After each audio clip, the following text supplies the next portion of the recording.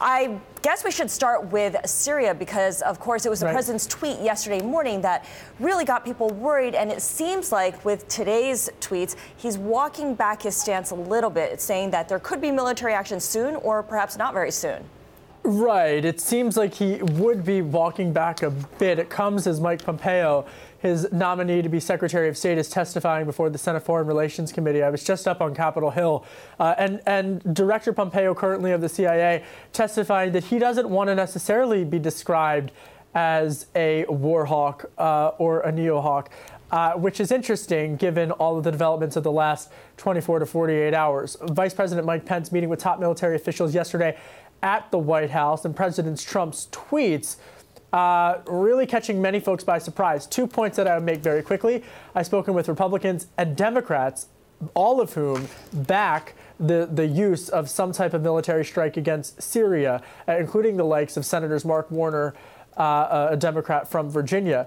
The second point that I would make is that the president is also going to be receiving criticism with regards not only from Democrats, but also Republicans, such as Senators Lindsey Graham and John McCain, for not carefully articulating a strategy with regards to Syria. And this confusion with the tweet would lead to further of that criticism.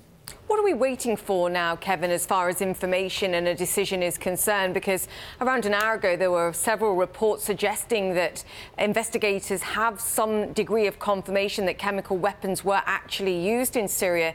Is that ultimately what we're waiting for now before we see a broader decision, even as these meetings are ongoing? Well, two things. First and foremost, there have been widespread reports that the Assad regime used chemical weapons in this. The Russians, of course, have put out statements trying to refute that.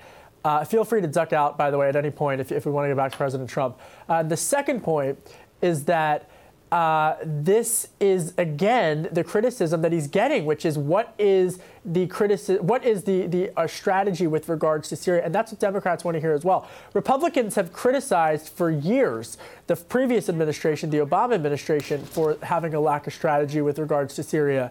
And that's a criticism that I'm starting to hear from folks.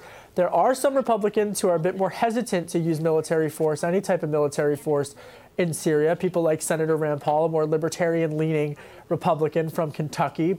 And in addition to that, just the Russian involvement in the region very much still weighing on many folks' minds as well.